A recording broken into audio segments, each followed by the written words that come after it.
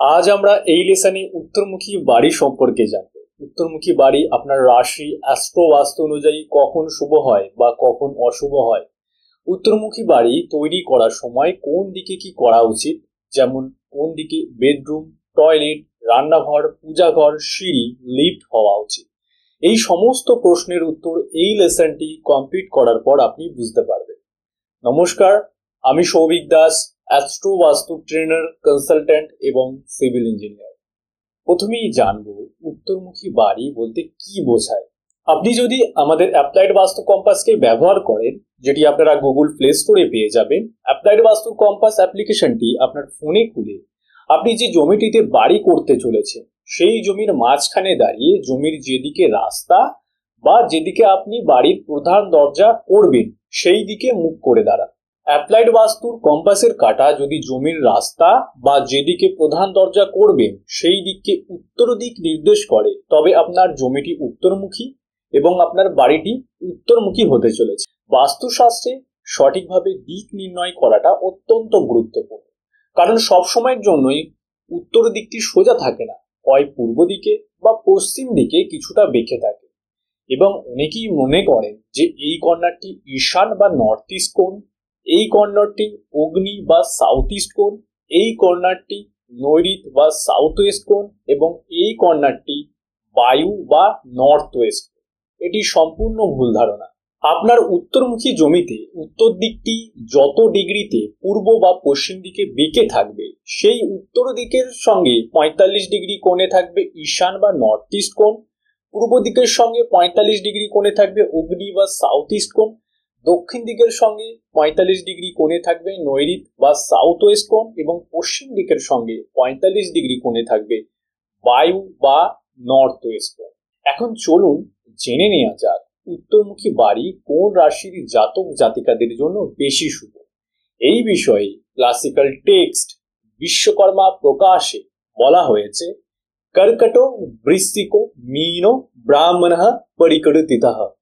অর্থাৎ কর্কট, বৃশ্চিক এবং মীন রাশির জাতক এবং জাতিকাদের জন্য উত্তরমুখী বাড়ি বেশি শুভ। এছাড়াও অ্যাস্ট্রো বাস্তু অনুযায়ী উত্তর দিককে নির্দেশ করে বুধ গ্রহ। এখন যদি কোনো জাতক জাতিকার কুণ্ডলিতে বুধ অশুভ অবস্থানে থাকে, তবে তার জন্য উত্তরমুখী বাড়ি খুব একটা শুভ হবে না। এছাড়াও উত্তর দিককে নির্দেশ করে চতুর্থ ভাব বা ফোর্থ হাউস। আপনার চতুর্থ ভাবে বা ফোর্থ হাউসে কোন গ্রহ বসে রয়েছে বা কোন গ্রহের দৃষ্টি রয়েছে সেটিও দেখতে হবে।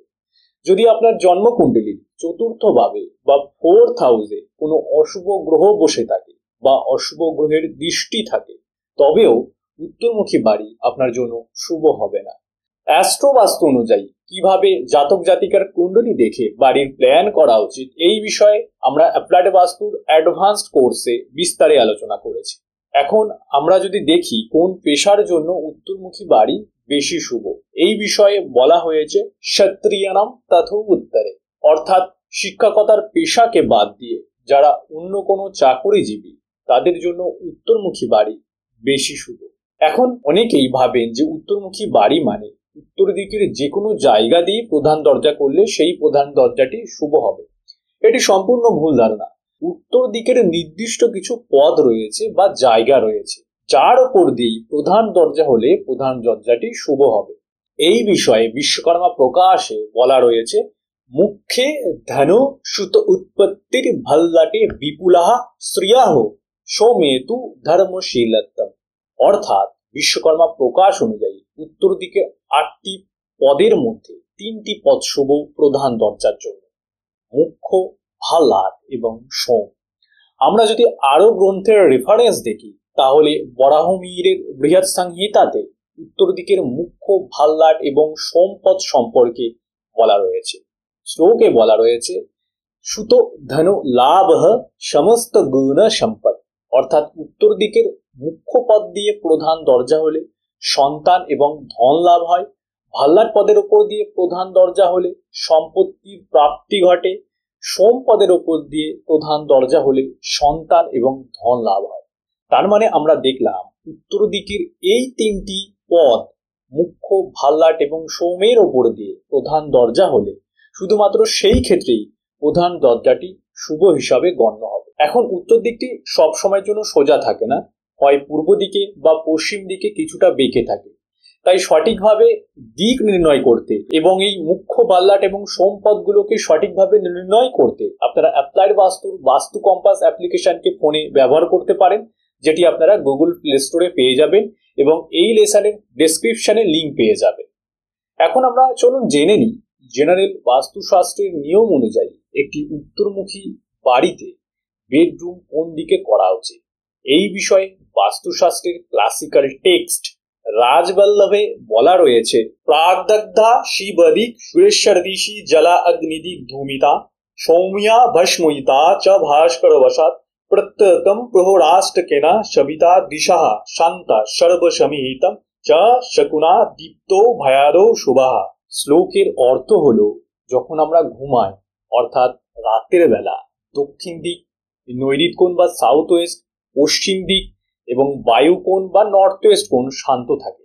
তাই আমরা দক্ষিণ দিক, নৈঋত্য কোণ বা সাউথ ওয়েস্ট, পশ্চিম দিক এবং বায়ু কোণ বা নর্থ ওয়েস্ট এই দিকগুলোতে বেডরুম তৈরি করতে পারি।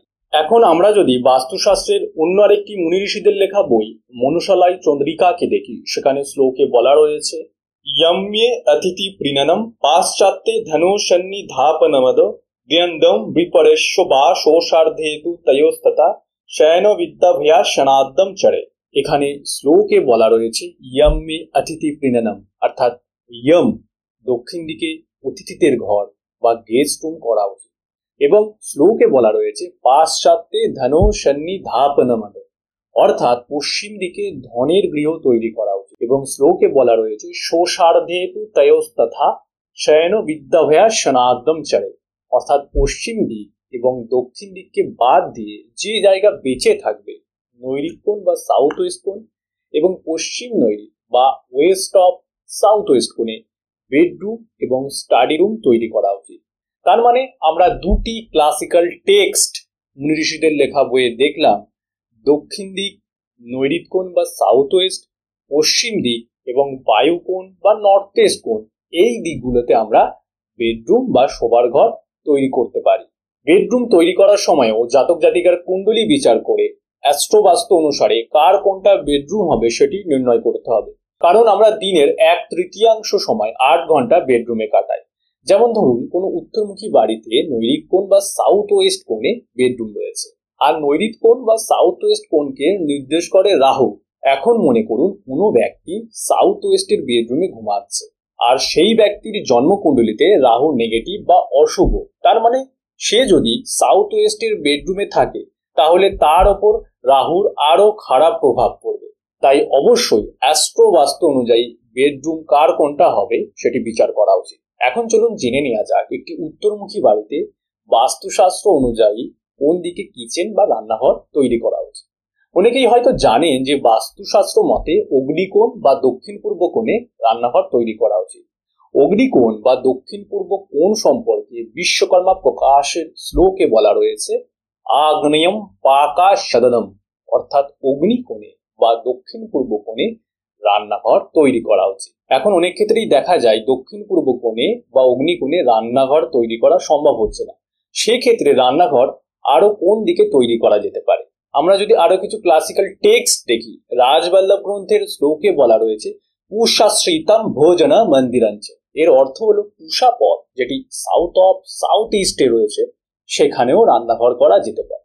এখন অগ্নিকোণ বা সাউথ ইস্ট কোণ এবং সাউথ ইস্ট কোণকে বাদ দিয়ে কোথায় রান্নাঘর তৈরি করা যেতে পারে চলুন দেখা যাক।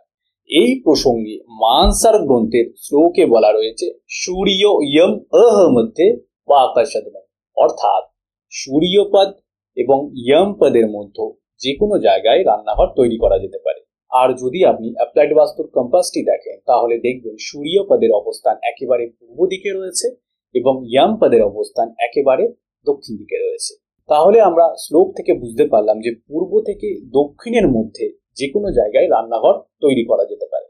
অর্থাৎ উত্তরমুখী বাড়ির ক্ষেত্রে আপনি অগ্নিকোণে বা দক্ষিণ পূর্ব কোণে রান্নাঘর না করেও পূর্ব দিকেও রান্নাঘর তৈরি করতে পারে। এছাড়াও বাস্তুশাস্ত্রে বলা রয়েছে উত্তর পশ্চিম কোণ বা বায়ু কোণেও রান্নাঘর হলে শুভ। এই সম্পর্কে বাস্তুশাস্ত্রের সংস্কৃত শ্লোকে বলা রয়েছে বায়ব্যম পচনা লয়ঃ বায় অগ্নি কারণত্বাৎ, অর্থাৎ বায়ুকোণ বা উত্তর পশ্চিম কোণ বা নর্থ ওয়েস্ট কোণেও রান্নাঘর তৈরি করা যেতে পারে। এখন চলুন জেনে নিই উত্তরমুখী বাড়ির ক্ষেত্রে পূজাঘর কোন দিকে আপনারা নির্মাণ করবেন। এই বিষয়ে ক্লাসিক্যাল টেক্সট বিশ্বকর্মা প্রকাশে বলা রয়েছে ঈশান্যম দেবতাগৃহম, অর্থাৎ ঈশান কোণে বা উত্তর পূর্ব কোণে বা নর্থ ইস্ট কোণে পূজাঘর তৈরি করা উচিত।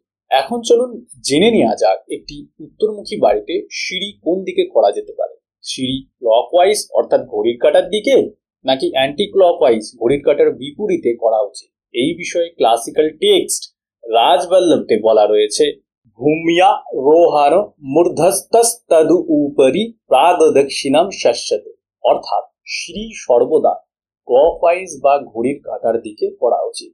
আর যেহেতু জৈবিক energy, moon streams, solar energy উত্তর ঈশান এবং পূর্ব দিক দিয়ে প্রবেশ করে, তাই উত্তর ঈশান এবং পূর্ব দিককে সিঁড়ি দ্বারা কখনোই ব্লক করা উচিত নয়। সিঁড়ি আপনার বাড়ির দক্ষিণ দিকে বা পশ্চিম দিকে আপনি নির্মাণ করতে পারেন। এখন উত্তরমুখী বাড়িতে কেউ যদি লিফট তৈরি করতে চান তাহলে কোন দিকে লিফট তৈরি করা উচিত। লিফট সম্পর্কে আমি কোনো গ্রন্থের শ্লোকের রেফারেন্স দিতে পারবো না, কারণ মুনি ঋষিদের সময় লিফট ছিল না। কিন্তু পূর্বেই আমি বলেছি যেহেতু জৈবিক energy, moon streams, solar energy উত্তর ঈশান এবং পূর্ব দিক দিয়ে প্রবেশ করে, তাই উত্তর ঈশান এবং পূর্ব দিককে লিফটের কংক্রিটের শ্যাফট দ্বারা কখনোই ব্লক করা উচিত নয়। তাই লিফটের ক্ষেত্রেও একই নিয়ম প্রযোজ্য হবে সিঁড়ির মতো। আপনারা বাড়ির দক্ষিণ দিকে বা পশ্চিম দিকে লিফট তৈরি করতে পারেন। এখন একটি উত্তরমুখী বাড়ির বাস্তুর ক্ষেত্রে কোন দিকে টয়লেট হওয়া উচিত, এই বিষয়ে ক্লাসিক্যাল টেক্সট বিশ্বকর্মা প্রকাশে বলা রয়েছে ইয়ম্মে নৈরিত ইয়োর মধ্যে পুরুষত্যগা মন্দিরম, অর্থাৎ ইয়মপদ এবং নৈরিত কোণ বা সাউথ ওয়েস্টের মাঝখানে সাউথ অফ সাউথ ওয়েস্ট কোণে টয়লেট করা যেতে পারে। কিন্তু একটি বাড়িতে একাধিক টয়লেট থাকে, ধরা যাচ্ছে আপনি সাউথ অফ সাউথ ওয়েস্ট কোণে একটি টয়লেট তৈরি করলেন, আরো যে টয়লেটগুলি নির্মাণ করবেন সেগুলো কোন দিকে নির্মাণ করবেন, তাহলে সাউথ অফ সাউথ ওয়েস্ট ছাড়াও আরো কোন দিকে টয়লেট তৈরি করা যেতে পারে। এই বিষয়ে ক্লাসিক্যাল টেক্সট বিশ্বকর্মা প্রকাশের সংস্কৃত শ্লোকে বলা রয়েছে পশ্চিমা অনিল ইয়োর মধ্যে রোদনার্থম গৃহম স্মৃতম, অর্থাৎ পশ্চিম এবং বায়ুকোণ বা নর্থ ওয়েস্ট কোণের মাঝখানে ওয়েস্ট অফ নর্থ ওয়েস্ট কোণ এটি শোক করার জায়গা।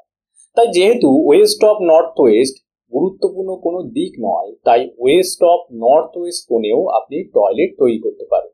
এখন যারা অ্যাপ্লাইড বাস্তুর এই লেসনটি অন্য কোনো সোশ্যাল মিডিয়াতে দেখছেন তাদের জন্য বলে রাখি অ্যাপ্লাইড বাস্তু একটি সম্পূর্ণ বিনামূল্যের বাস্তু কোর্স নিয়ে এসেছে, যা আপনি ঘরে বসেই বিনামূল্যে ফ্রিতে অনলাইনে করতে পারবেন এবং এই বিনামূল্যের কোর্স কমপ্লিট করার পর অ্যাপ্লাইড বাস্তুর মতন সংস্থা থেকে আপনি সার্টিফিকেটও পাবেন।